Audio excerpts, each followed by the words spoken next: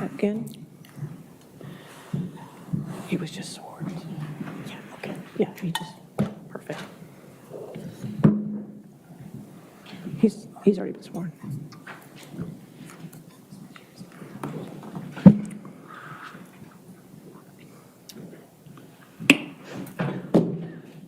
All right, Detective, just a reminder, you're still under oath, okay, sir? Yes. All right, thank you.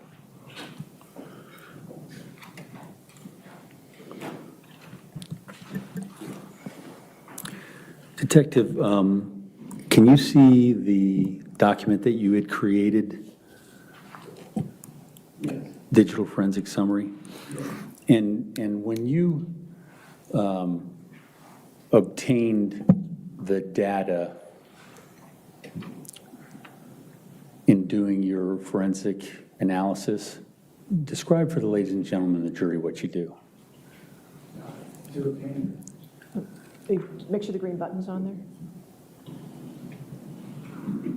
Okay, I think it's on now. In obtaining data from a device, the first thing we do is stabilize it, and that method depends on whether it's a mobile device or a computer, whether the device is on or off. So an example of a computer, what I would do is the device, if it's already coming to me in a powered off state, I would remove the hard drive, connect it to a forensic machine with a write blocker. A write blocker is a device that prevents writing to that evidence device. Therefore, no bits are changed, so no zeros, no ones, nothing gets altered. And then I take what's called a forensic image of that and create an evidence file from that, which is then loaded into another forensic tool that will parse that data and create it into a readable format for me as the examiner or anybody else to read down the road. And would you draw your conclusions that are the conclusions that are on this digital forensics executive summary after doing that through different artifacts? Yes, I would draw any conclusions off of data that had been obtained from a device. Okay, and what you just described to the jury is what went into this document, the digital forensic executive summary. Everything that was used to compile that came from data that had been extracted from the digital devices. Okay, and specifically relating, and I'm referencing this document, January 9th, that was an important day in terms of who was using devices. Objection, counsel's testifying. All right. What's the significance of Standing objection, go ahead. Yes, what's the significance of January 9th, 2023 in this investigation? That was a date that a Gmail account was created. Okay, and in your investigation, were you able to determine who created that account? Who in particular? No. Yes. Were you able to investigate using your tools to determine artifacts such as such as other lifestyle type matters as to who was home, who could have been there, things like that? Judge, objection is to form.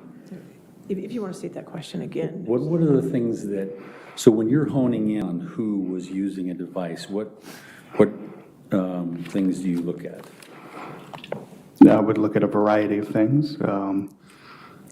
Pattern of life would be a term that would be used, but you would explore all that the data has to offer and see if there's enough artifacts there to support or provide enough information as to who may have been using that device. But barring external corroboration, it's impossible to put somebody behind a screen. Now, in terms of, reaching conclusions in digital forensics, you have to make determinations based on a number of factors, correct? Yes. Okay. What, if anything, did you do to arrive at the conclusion that Objection, leading. on January 9th, Sir, sustained as to leading.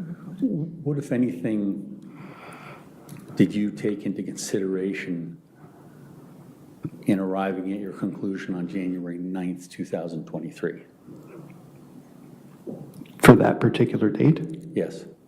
I took into account all the information I had at that time as to what was the more likely scenario based on what I had at the time. Okay, and what was your determination based upon this particular executive summary? That based on what I had at the time, it indicated that the device owner was using the device. Okay. Now, you've put in this summary January 17th. Is that a significant date? Yes, Okay, and what's the significance of that date? that was another date that an account was created. And was that the FetLife account? Yes. Okay, and what's the relationship, if any, between the Gmail account that was created on January 9th and the FetLife account that was created on January 17th? The Gmail account that had been created on January 9th was the email account that was used in the creation of the FetLife account. Okay, and were you able to determine through your expertise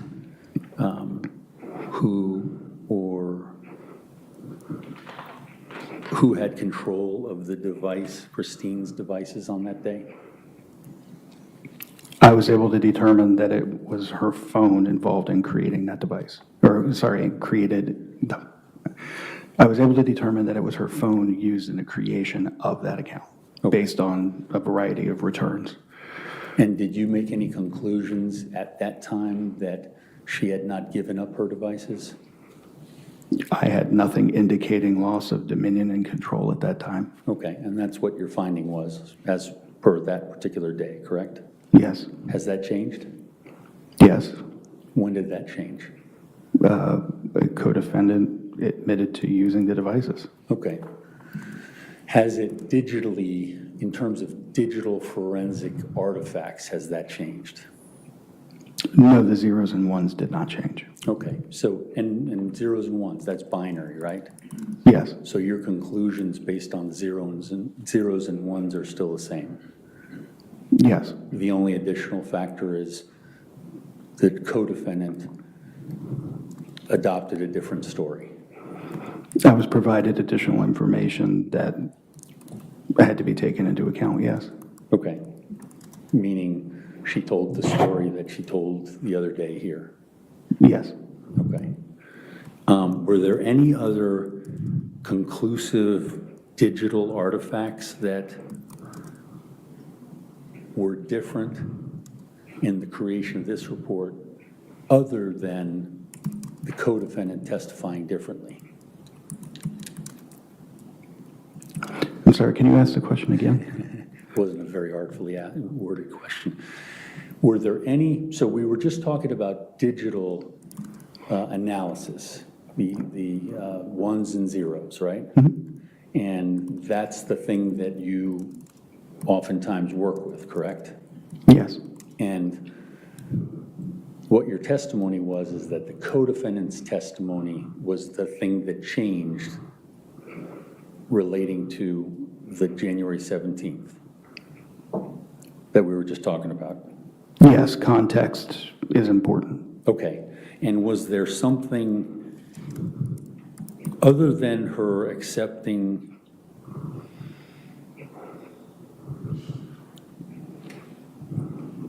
other than her telling the story that she told that day, was there anything about the traditional digital forensics that you had analyzed that had changed? Not that I recall. Okay. And that was January 17th, correct? Or was it the entire report? I was speaking to it as an aggregate. Okay. And did you have an opportunity to be part of the questioning of Juliana Peres Magalhães? No, I was not part of that. Okay. Were there items within that interview that was in conflict of your findings in digital forensics? Objection, foundation? Are you only a foundation? Okay. You heard the testimony, correct? Yes, And I'm speaking of the first time she told the story on October 25th, 2024. You heard those interviews, correct? yes. Okay. And so my question is, did you see conflict? What, if any, conflict did you see with your digital forensics findings and her statements on that day? Nothing is immediately coming to mind. Okay. Would you have seen her video where she's talking about, where Eric Klingen is asking if anybody was on FetLife on a certain day? Yes, I've seen that. And your knowledge of digital forensics, you knew why he was asking that. Objection leading. All right, I'll sustain as to leading. Did you, in fact, did you have any idea why he asked that question? I can't speak to why people choose to ask the questions they do in an interview. In terms of your digital forensics findings, though, did it make sense why he asked that question? I think it would be relevant information. Okay. And she didn't answer it correctly, correct? Objection leading. Sustain as to leading. What, if anything, did she,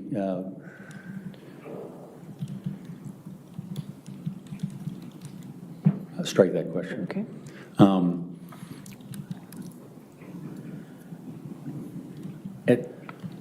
After you heard that she had recanted and told this story, did you see an opportunity to be involved in the questioning of her?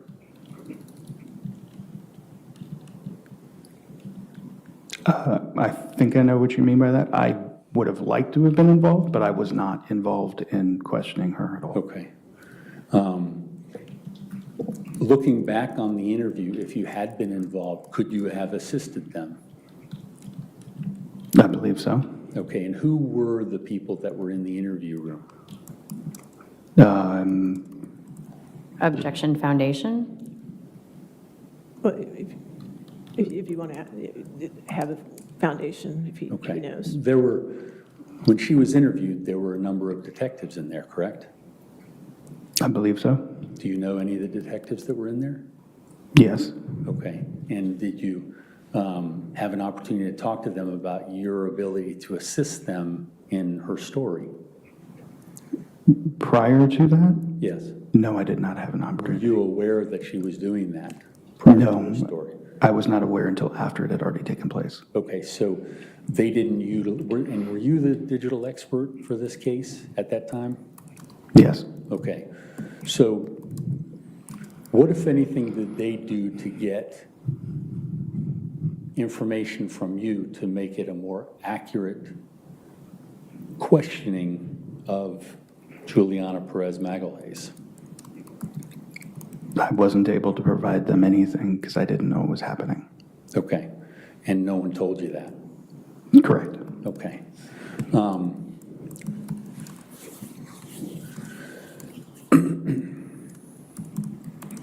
The digital forensics,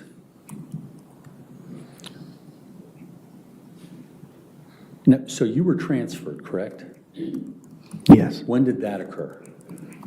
Roughly a year ago. Okay, okay, and what you're doing now is a different form of digital forensics? Objection asked and answered. Overruled, allow it since. I'm using the same skill sets, yes. Okay, but you don't get involved in cases like this anymore in digital forensics? No. Okay. When you were still within digital forensics, were you ever asked to change your executive summary that we've looked at? To change it, Yes. I was asked to review it in light of the proffer. Okay. Were you ever asked to go line by line and fix the conclusions? Objection leading. What, if anything, were you ever asked regarding your digital forensics executive summary? To review it in light of the proffer and ensure I could explain what I had put in that executive summary. And did you do that? I reviewed it. Okay. Was there a change in this document based upon that review? Like I said, the zeros and ones did not change. Okay. Is that why you were transferred? I can't speak to the exact motives behind a transfer. So, okay. So you were never told why you were transferred? There was a discussion about the transfer, yes. Was it related to your executive summary? It was related to my work in the Banfield case. Okay, and your work in the Banfield case, is it fair to say that it was, Objection leading. was there any other work in the Banfield case other than digital forensics for you? For me, no. Okay, so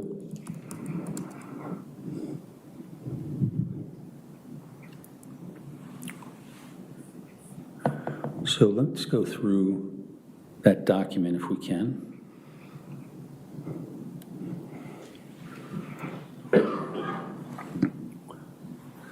Can you still see it? Yes, sir. Okay.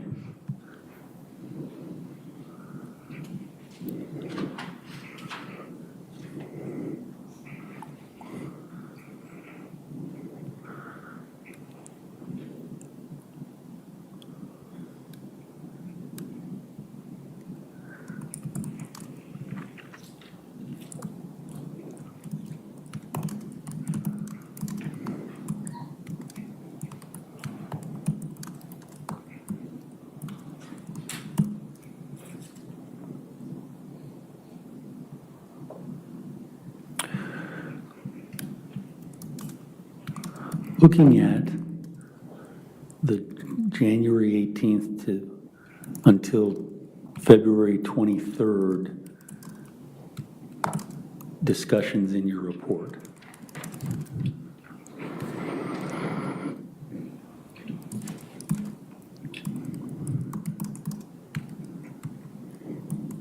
Do you stand by those same conclusions in those bullet points? As far as the activity of the devices, yes. Okay, and the ones and the zeros? Yes. And so the only thing that changes that section, and I can keep scrolling if you need to see it, is the fact that, Judge, I'm sorry, can counsel explain where specifically in the document he's referencing? the section of January 18th until February 23rd, 2023. Should be on the screen. I scrolled up to it. Judge, I see a section titled 1219 to 224. At the very top of the screen, he has the dates. I see, thank you. Okay, I was just trying to include that whole that's section. fine. I think she was just looking on her laptop, too. Okay, okay. Is there anything of the ones and zeros, the binary language, that's changed in that portion of this summary? No, the data extractions remain the same. Okay. So the only change is that the codefendant gave a different story. Additional evidence came to light, yes. Is that the additional evidence? Yes. Okay.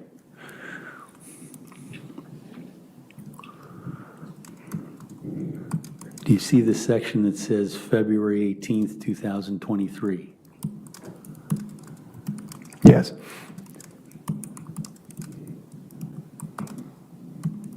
It says starting at 22:44 hours, Christine utilized her Judge, I'm going to CB. object to reading from the document. He can question the All witness. right, I'll sustain the objection. Okay, do you, that statement that I was just starting to read, is that still the same? As far as what the device was doing or the account was doing, yes. Okay. And the only change that would change that would be that Juliana Peres Magalhães changed her story. Yes. Okay. let's look at February 19th, 2023. Have you read those 3 bullet points? Yes. Okay. And same question. Is there anything that has changed regarding the ones and zeros, as we talked about, in that section? No, the data remains the same. Data remains the same. And have you ever heard the term digital forensics don't lie, people lie? I've heard it. Have you ever heard it? Yes. Okay. Now, talking about February 19th, the only thing that's changed is Juliana Peres Magalhães has changed her story, correct? Yes, the data remains the same. Data remains the same.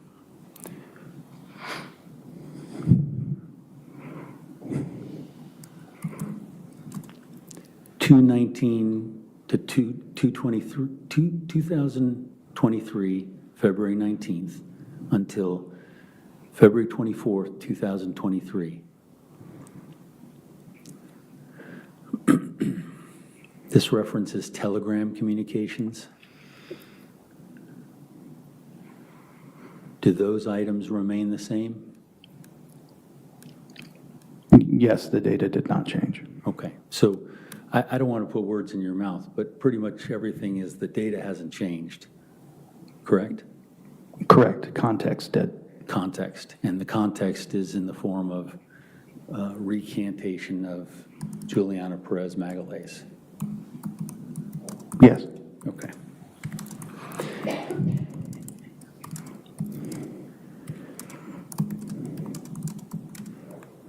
And your conclusion? Same thing?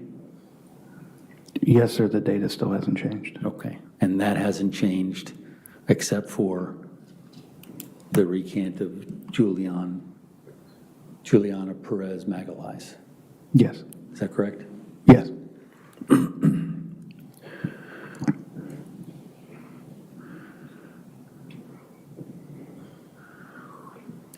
So you were asked by the person that transferred you to go line by line and change your, Objection calls for hearsay.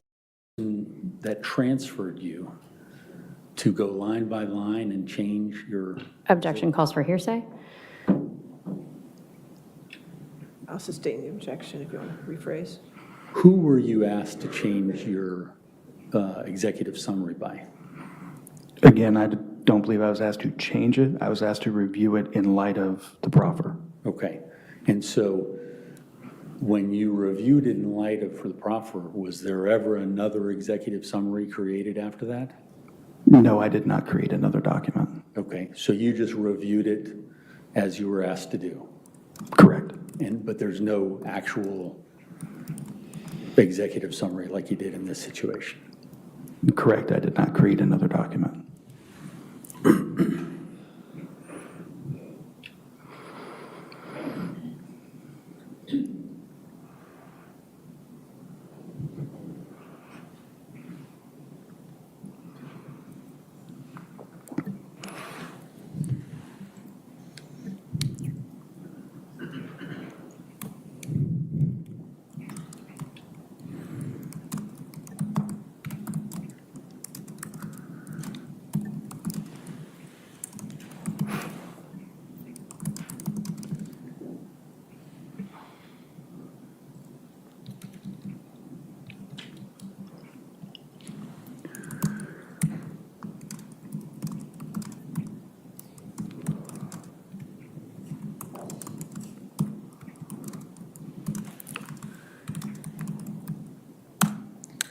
Other than listening to the interviews that Juliana Peres Magalhães gave, did you ever deal with her directly?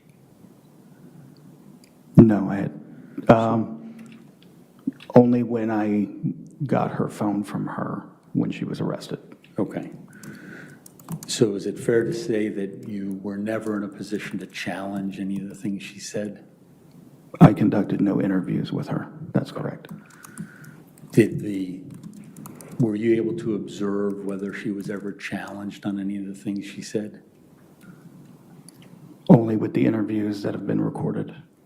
Okay. And do you believe that she was challenged on what she was said? Objection, I'm not sure that that is relevant. His belief, Yeah, I'll overrule as to relevance. I'm sorry, could you ask the question again? Do you believe she was challenged in those interviews? I think that's a relative term. I can't speak to what the person asking the questions was thinking at the time. Let me see if I can get us to a point where we're understanding each other. As an investigator, if you think that something may not be right, whether it's based on digital forensics or anything, you challenge them, correct? Yes. Okay. And that's what you would do if you were in a situation where you were interviewing based upon your work, correct? My questions would have likely been different, but I can't speak to why somebody would ask what they would ask in an interview they're conducting. So if somebody says something, generally, if somebody says something that's wrong, you don't challenge them? I think I would. Okay. In watching those interviews, were they ever challenged? Was she ever challenged? Judge, objection calls for speculation. Again, he's testified already that he doesn't know what was in their minds when they were asking questions. Speculation. Well, I'm asking him about his review of the videos. It's not, it's essentially, it's his. I'll overrule the objection. Go ahead. If you can answer. Yeah. Re-ask the question, sir, please. Watching the interviews of her recant, you weren't there, correct? Yes, I was not there. Did you think that she was challenged when she gave the story that she gave?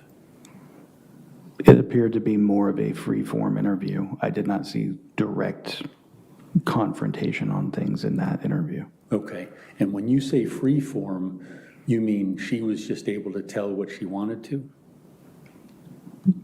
Well, they were going through the details. Okay, so she was asked about a detail, and then she was able to give a story? Yeah, pretty much it was a question and answer format. Okay. And I guess my question is, I use the term challenge. Were there people questioning what she was saying? In light of, Any of the topics?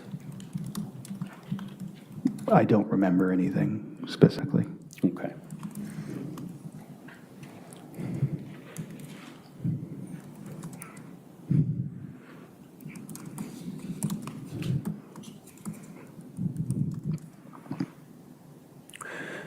What were your conclusions in your executive summary that you wrote before her recant? That based on the digital evidence I had at the time and the facts known at the time, it indicated that the device owner was responsible for the activity on the device. And that device owner? Christine Banfield.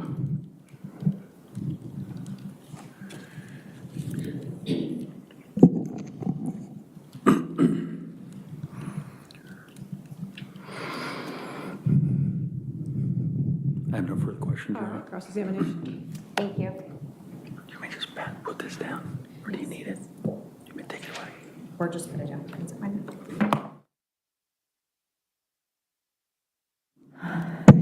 Good afternoon, Detective Miller. Afternoon. All right, so you stated barring external corroboration, it's impossible to put someone behind a screen. Isn't that correct? There needs to be corroboration of some sort, yes. All right, and in this case, when you dug into Christine's phone, Christine's laptop, the information that you received from the external sources, Google, Apple, were you able to put someone concretely behind the screen? At times, yes. But throughout the context of all of the conversations that you saw occurring, the activity that you saw occurring on Christine's phone, could you conclusively opine as to who was behind the screen? No.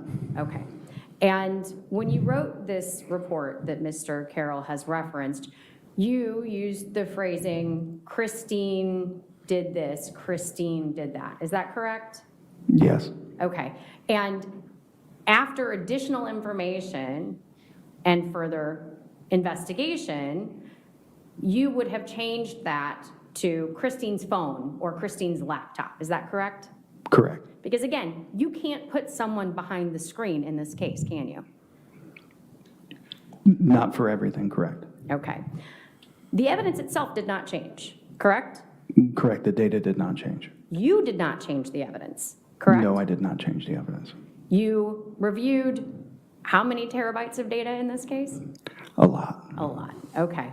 And in all of that, there was no ability to reach a conclusion that one person was always operating on FetLife, was always operating on Christine's phone when interacting with the Google account that was created to manipulate the FetLife account. Is that correct? Correct. All right. There are no artifacts contrary to Juliana Peres Magalhães' statements regarding the creation of the account, are there? Not that are coming to mind, no.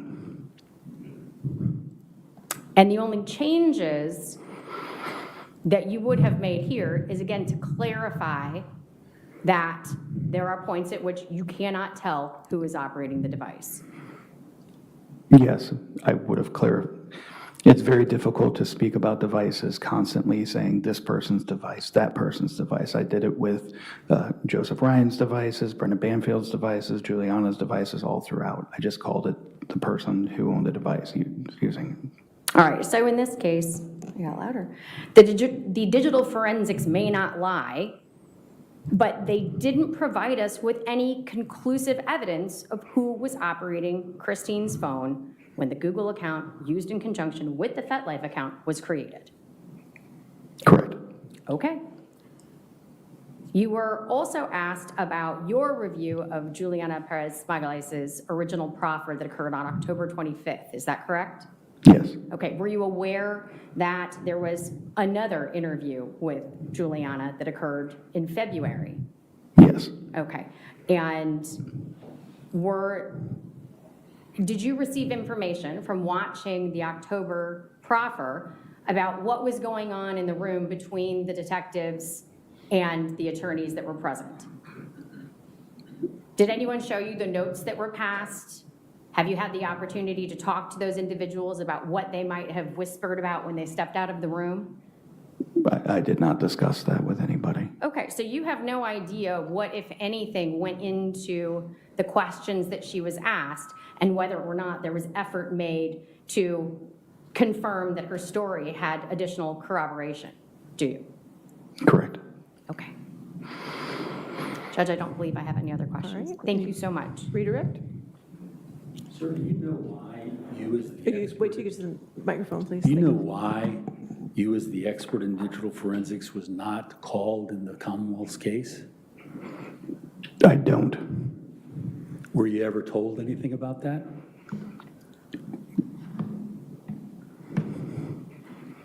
Objection calls for hearsay? Overruled.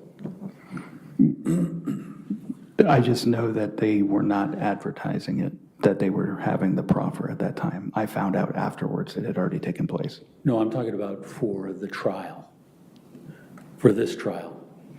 I'm sorry, ask your question again then? So it started with, do you know why you weren't called when you were the expert in digital forensics for this case?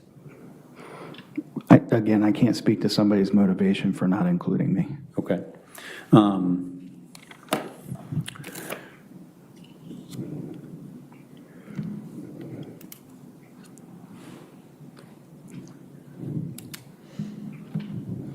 It's not a hard question to say when you're not watching someone on a device to say digital forensics can't conclusively determine who it is behind the device, correct?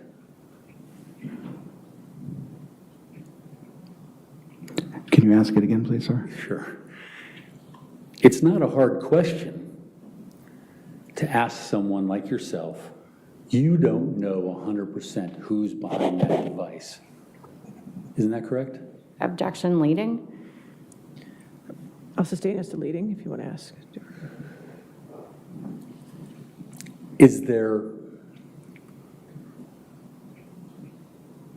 What is the likelihood of being able to say someone is using their device with 100% certainty without seeing the person? That's difficult to do. Okay. And that's one of the reasons why digital forensics is a valuable tool, correct? Objection, counsel's testifying. Oh, overruled, if you can answer. Yes. And it's because of, well, the factors that you've described for the ladies and gentlemen of the jury. That's how you arrive at conclusions, correct? Yes. But they're not, how many times that you've arrived at successful conclusions where you were 100% certain the person who was behind the device? I would say only in circumstances where somebody admitted that they were using the device. Okay. Or you had a camera on them or something like that? Correct, some kind of corroborative factor. Okay. Do you have any idea why you were excluded from any of these meetings regarding the Juliana's recant? I can't speak to people's motives to not including me. Okay. Was there anyone else who was covering the digital forensics arena in your stead? In general or for a meeting in particular? For this case? No, I was pretty much the one who did the analysis. So you were the expert? Yes. And who would rely upon your expertise in the ongoing investigation? The lead detectives? Okay, and are you talking about Detective Bryant Yes. and Detective Goodell? Yes. Okay, and what was the flow of information as you found digital forensics? Did you give it to them? Yes, everything that I processed was ultimately provided directly to Kyle Bryant and other detectives involved in the case. And did you ever, so I'm asking in the context of like a math equation, did you ever show your work or did you just show your conclusions? I went through the artifacts with the detectives. Okay, and that would be Kyle Bryant Yes. and Tom Goodell? Yes. Any other detectives? There were a lot of people in meetings. Okay, About so they this were, okay, so you're talking about meetings, but did you ever go in and just talk to them in a granular level as to why you arrived at the conclusions you arrived at? Yes. And how often would that happen? There were multiple occasions that I got to a granular level. Okay. What about the command staff? Did you ever get into the granular level with the command staff on the digital forensics?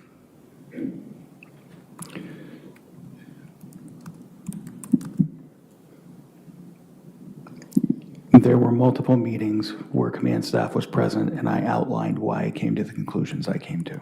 But as far as sitting down and going over every artifact, no. Okay. And would you have been invited to do that by the command staff? Objection calls for speculation. I'll sustain that. Were Next you- question. Were you ever invited to come in and give the granular details, no matter who they were? I don't recall providing granular details to command staff. Okay. And granular, we're talking about to the nitty gritty, right? just so we're using the same terms. Judge, objection is to form. I'm not sure how nitty-gritty is different from granular. I'll sustain that objection. How would you describe granular in the way we're talking about it? Painstaking detail, like getting into why that artifact is the way it is, how it came to be there, going through that way. So some of them were down to that level, but not the entirety of the case, no. Okay. And when you say some of, are you speaking to the people when you say some of them? Yeah, there were different times throughout this investigation where I would sit down with various different people, and depending on what was desired, I would go through exactly how I arrived where I was. Some people wanted overview, some people wanted to see down to the detail. Okay. I have no further questions, Your Honor. All right, is this been subject to recall again, or? Sure, why not? Okay, so you're still subject to recall, Detective, so discuss your testimony.